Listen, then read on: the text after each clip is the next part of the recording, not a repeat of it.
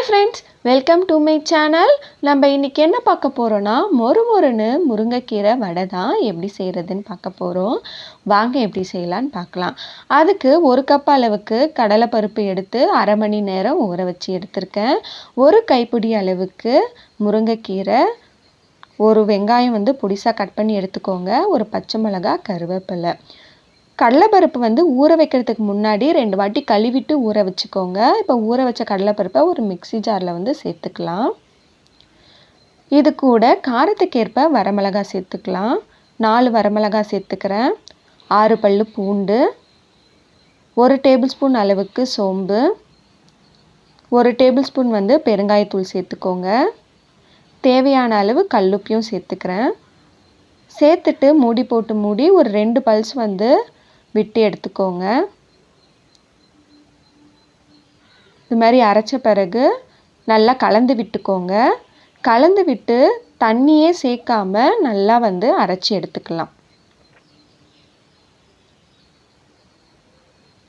இதே மாதிரி அரைச்சி எடுத்துக்கோங்க. ரொம்ப நைஸாக அரைச்சிடாதீங்க. இது மாதிரி கொரகொரன்னு அரைச்சி எடுத்துக்கலாம். இப்போ அரைச்சதை ஒரு கிண்ணத்தில் மாற்றிக்கலாம். இது கூட கழுவி வச்ச முருங்கைக்கீரை 1 கைப்பிடி அளவுக்கு சேர்த்துக்கிறேன். கட் பண்ணி வச்சுருக்க வெங்காயம், பச்சை மிளகாய், கருவேப்பிலை இதெல்லாமே சேர்த்துட்டு நல்லா பிசைஞ்சு விட்டுக்கோங்க.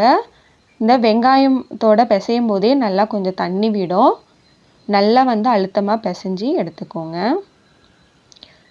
உப்பு பத்தலைன்னா இந்த ஸ்டேஜில் தூள் உப்பு சேர்த்துக்கோங்க.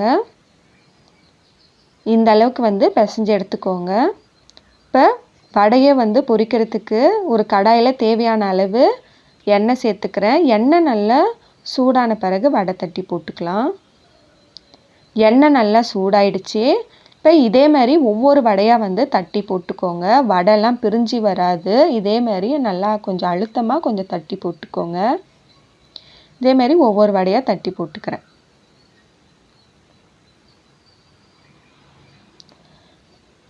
ஒரு சைடு நல்லா வெந்த பிறகு இன்னொரு சைடு திருப்பி போட்டுக்கலாம்.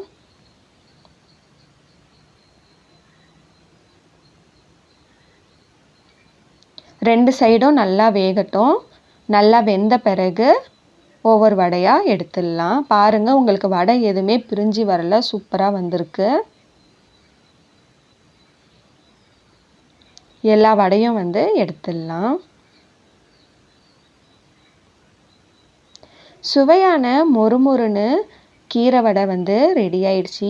ஈவினிங் டைம் ஒரு டீ கூட வச்சு சாப்பிட்டு பாருங்கள். டேஸ்ட்டு அல்டிமேட்டாக இருக்கும். இதேமாரி நீங்களும் ட்ரை பண்ணி பாருங்கள். ட்ரை பண்ணி பார்த்துட்டு எப்படி இருக்குன்னு சொல்லுங்கள். நம்ம சேனலை சப்ஸ்கிரைப் பண்ணாதவங்க சப்ஸ்கிரைப் பண்ணிவிடுங்க. இன்னொரு வீடியோவில் பார்க்கலாம். தேங்க்ஸ் ஃபார் வாட்சிங்.